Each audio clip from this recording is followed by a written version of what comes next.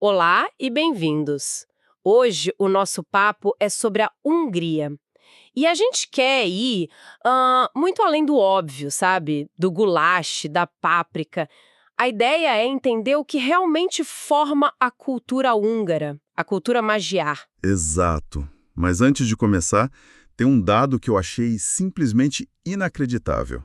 A Hungria é a nona maior medalhista olímpica de todos os tempos. É um feito absurdo, né? Se a gente para pensar no tamanho do país. Exato. A pergunta que fica é: como? De onde vem essa força toda? Pois é um quebra-cabeça. E a nossa aposta aqui, usando como base os materiais que a gente estudou, é que a resposta talvez esteja na cultura, que a gente vai explorar. A nossa missão é tentar montar essas peças. E eu acho que a peça central desse quebra-cabeça é uma dualidade. Uma coisa fascinante. Dualidade? Como assim? A língua húngara é classificada como ugriana. Tem parentesco com o finlandês, mas a cultura antiga tem elementos túrquicos muito fortes. Essa tensão, sabe, entre Oriente e Ocidente, essa mistura, parece que é o motor de muita coisa por lá. É um fio condutor que a gente vai seguir. Perfeito. Então a busca é pela origem dessa resiliência, dessa criatividade, que talvez, no fim, explique até o pódio olímpico. Ok, vamos mergulhar nisso. E para começar, acho que não tem como fugir da língua. É a base de tudo, né? Sem dúvida. E a língua húngara já começa mostrando exatamente essa dualidade que eu mencionei. Antes de eles adotarem o alfabeto latino, lá pelo ano 1000, com a cristianização do rei Estevão I, os húngaros usavam uma escrita própria. Peraí, uma escrita própria, tipo que não era latina. Exato. Chamava-se Rovasíras. Era tipo assim, uma escrita rúnica. E o mais interessante é que a origem dela não é europeia. Ela deriva do antigo alfabeto túrquico. Ou seja, a primeira forma que eles tiveram de registrar a língua já apontava para uma herança oriental, das estepes. Que incrível! E os registros mais antigos que a gente tem hoje, tipo um documento de 1055, já mostram a transição. O texto é em latim, mas tem palavras húngaras soltas no meio. É como se a língua estivesse forçando a entrada no papel. Exatamente, como se a identidade deles estivesse ali, sabe, entalhada desde o comecinho. Mas eu imagino que a cultura literária não explodiu só com a mudança de alfabeto, né? Teve algum momento em que a literatura húngara realmente, entrou no mapa da Europa? Com certeza. O grande salto acontece no século XV, na Renascença, com o rei Matias Corvino. E ele não era só um rei, ele era um erudito, um verdadeiro patrono das artes.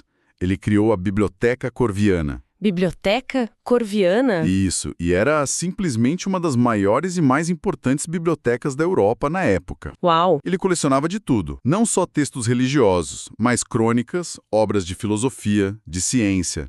Dizem que a biblioteca era tão espetacular que inspirou o próprio Lorenzo de Medici, o chefão de Florença, a criar a dele. Nossa, quer dizer que a Hungria estava ditando tendências culturais na E Renascença? essa força na literatura continuou, chegou até os nossos dias. Chegou.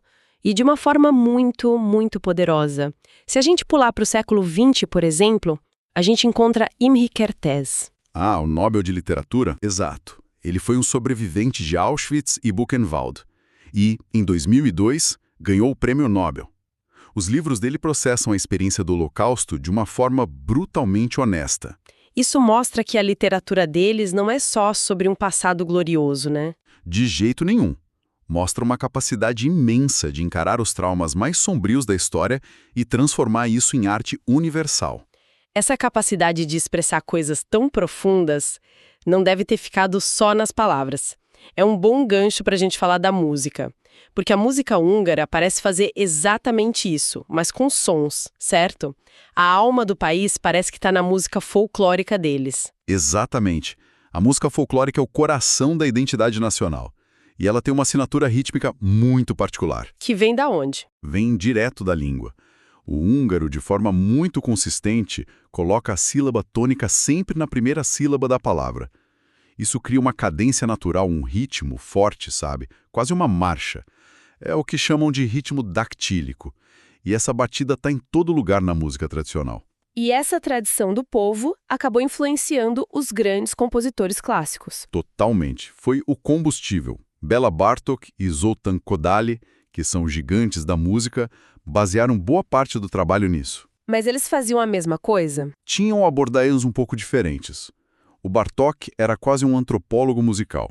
Ele viajava pela Europa Central com um gravador primitivo, sabe? Registrando canções de camponeses para preservar. E o Kodály? O Kodály pegava esse material, mas com uma missão mais clara de criar um estilo musical que fosse, assim, inconfundivelmente húngaro. E no meio de todos esses nomes tem o Franz Liszt, que talvez seja o mais famoso de todos. Mas a relação dele com a Hungria é meio curiosa, não é? É um paradoxo incrível. Liszt é um ícone húngaro, ele fundou a Academia de Música de Budapeste, mas ele só foi aprender a falar húngaro fluentemente no fim da vida, por volta de 1870. Mesmo assim, a identidade húngara dele era inabalável. Que interessante! Mostra como a cultura, o sentimento de pertencer, às vezes vai além da própria língua, né? Exato. E essa identidade musical forte, que ele ajudou a construir, também passou por maus bocados. Você falou dos traumas do século XX? Sim. A música não escapou. Durante o regime comunista, de 44 a 89, o controle era total. Eles criaram uma coisa chamada Comitê da Canção. Espere um pouco, um Comitê da Canção. Isso soa, sei lá, distópico. O que eles censuravam? Tudo. A letra, o estilo da música. Qualquer coisa que parecesse subversiva ou que tivesse influência ocidental decadente era proibida. Tipo o quê?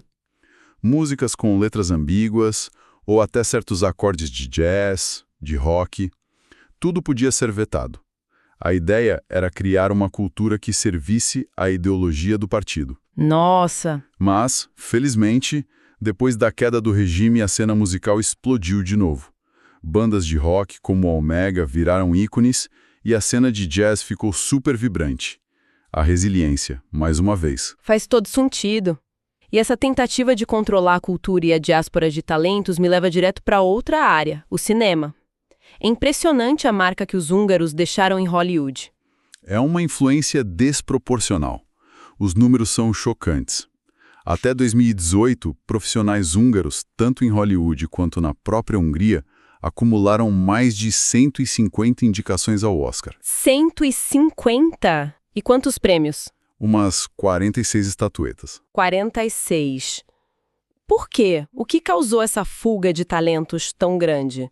Foram várias ondas, e todas ligadas àqueles traumas do século XX que a gente já falou.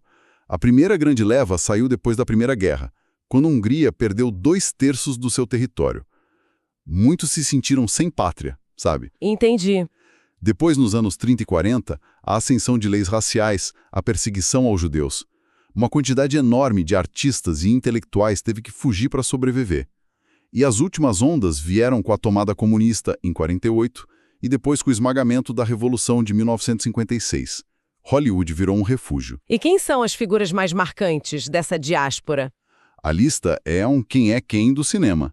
Atores como Peter Lorre, o vilão de Casablanca. Sim, claro. Tony Curtis e, claro, o Drácula definitivo, Bela Lugosi. Até o Paul Newman tinha ascendência húngara. Não sabia do Paul Newman. E por trás das câmeras? Podro Margunzor, Pressure Regulators, Friendshits Vile, Arthur Weisskar, Andy Fleerings e muitos outros. A influência é ainda maior. Andrew Marton foi quem dirigiu aquela cena épica da corrida de bigas em Ben-Hur. O roteirista Joe Eszterhas escreveu Instinto Selvagem. São pessoas que de fato moldaram o cinema americano. Mas não seria justo dizer que o talento só floresceu fora da Hungria, né? O cinema que ficou por lá também teve seu reconhecimento? Absolutamente. E isso é crucial. O sucesso não foi só dos exilados. O cinema húngaro continuou produzindo obras-primas. Mephisto, de István Szabó, ganhou o Oscar de melhor filme estrangeiro em 1981. E mais recente, teve um também, não? Teve. O Filho de Saul, em 2016, levou o mesmo prêmio com um retrato visceral do Holocausto. A produção local é tão forte que Budapeste ganhou o apelido de Hollywood no Danúbio. Hollywood no Danúbio. Sim, atrai filmagens gigantescas. O Spielberg filmou Munique lá, por exemplo. Ok, da arte que a gente vê para a arte que a gente come. Vamos mudar de assunto e falar de culinária. Todo mundo pensa em goulash, o gulyás. Mas o que mais define a mesa húngara? O goulash é um ótimo começo. mas é só a ponta do iceberg. A páprica, ou pimentão vermelho em pó, essa é a alma da cozinha. Ela tá em tudo, então. Em quase tudo que é salgado e famoso. Tá no goulash, mas tá também na sopa de peixe de rio, a halaslé, e no frango com páprica, o paprikas. E tem outro ingrediente-chave, o tefel. O que é isso? É um creme de leite espesso e azedo. Eles usam para equilibrar a intensidade da páprica. É uma combinação genial. E os doces? Soube que a confeitaria de lá é uma coisa de outro mundo. É uma arte. O bolo Dobos talvez seja o mais famoso. São camadas finíssimas de pão de ló, creme de chocolate e uma cobertura de caramelo crocante que quebra na boca. Nossa, deu até fome. E tem também o strudel, que lá eles chamam de retes, e uns bolinhos de batata com recheio de ameixa, os zilvas gombok, que são divinos. E para beber? O que acompanha essa comida toda? A cultura das bebidas é riquíssima. Primeiro tem a pálinka. Pálinka. É um destilado de frutas, um aguardente bem potente. A mais comum é a de ameixa, silva, mas fazem de damasco, de cereja, é a bebida da celebração. E é forte. E os vinhos? Ouvi falar muito do Tokaj. O Tokaj é uma lenda. É um vinho de sobremesa doce, super complexo, com uma história de séculos. Era o vinho preferido de Beethoven, Liszt, Napoleão III.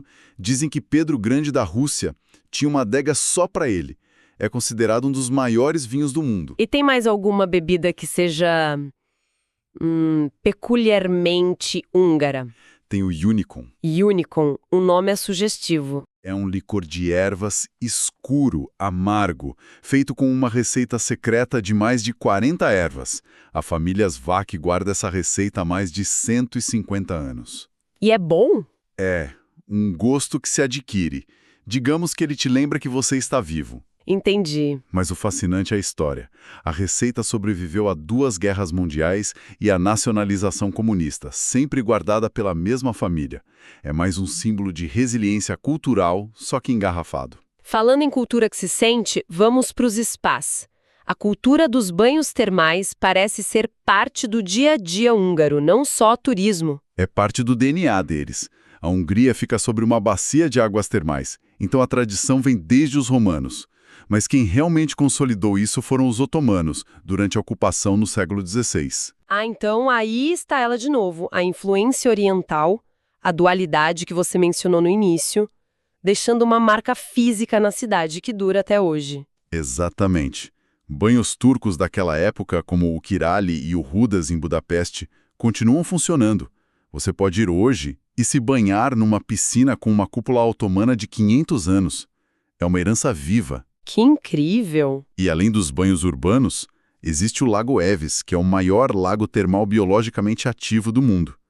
A água dele, cheia de minerais, se renova completamente a cada 2 dias. É um fenômeno da natureza. É uma cultura muito rica em experiências sensoriais, táteis. O que mais se encaixa nisso? O bordado é um bom exemplo. E não é uma coisa só. Cada região tem seu estilo. Ah, é? O de Kalataseg tem desenhos de inspiração oriental, muitas vezes numa cor só, tipo vermelho ou azul. Já o de Sarcos é super delicado. Em preto e branco, parece quase uma renda. E as danças, claro. As sárdias? Essa é a mais famosa, super energética. Mas tem a Karikazô, que é uma dança em círculo só de mulheres, e a Verbancos, uma dança solo masculina que nasceu das rotinas de recrutamento do exército. E para fechar esse mosaico, até os animais parecem fazer parte da identidade nacional. Sim, eles têm raças nativas que são icônicas. O gado cinzento húngaro, com aqueles chifres enormes e imponentes. Já vi fotos. Os cães pastores, o pule e o comandor, com aquela pelagem que parece dreadlocks. E até um porco, o mangalica. Um porco? Ele tem uma lã encaracolada, é conhecido como porco-ovelha. A carne dele é super valorizada para fazer salsichas e salames. Então, o que tudo isso significa? Tentando juntar as peças do nosso quebra-cabeça. A cultura húngara parece ser essa mistura de uma identidade muito antiga e, sei lá, teimosa, que sobrevive a tudo, com uma capacidade incrível de absorver influências, inovar e impactar o mundo. Seja no cinema, na ciência com o cubo de Rubik, ou na música. Exato. É uma cultura de resiliência que foi forjada na história. E isso nos traz de volta à pergunta inicial. A das Olimpíadas. Exato. Aquele fato surpreendente sobre a Hungria ser o 9º país no quadro de medalhas de todos os tempos. Depois de tudo que a gente conversou, essa conquista extraordinária talvez comece a fazer mais sentido. É verdade. A provocação final que fica, então, é essa. Considerando a força dessa identidade cultural, essa história de superar impérios, regimes totalitários, perdas territoriais, mantendo sempre um núcleo criativo tão forte. Qual será a ligação direta entre esse tecido cultural tão coeso e um sucesso tão desproporcional no palco esportivo mundial? Fica a reflexão. Talvez a mesma garra necessária para preservar uma língua, uma música e uma tradição por mais de 1000 anos seja a mesma garra que leva um atleta ao pódio. É algo a se pensar.